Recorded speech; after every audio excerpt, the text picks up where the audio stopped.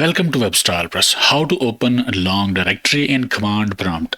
This is so annoying sometimes when you need to use CMD but you have to type long path manually to do something.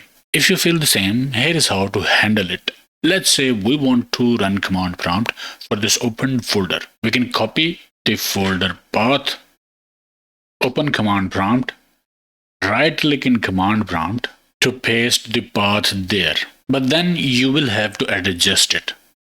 Like if you need to go back few steps, you can do cd dot dot. Again, cd dot dot.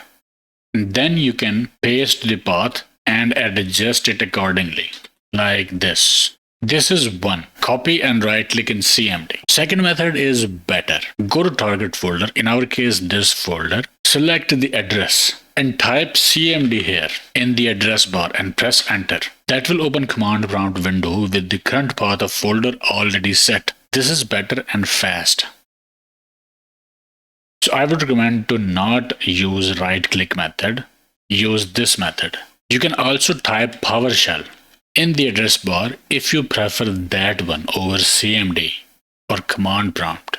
Also, you can hold shift key and right click in the target folder. Then for me, I have this option. Open PowerShell window here.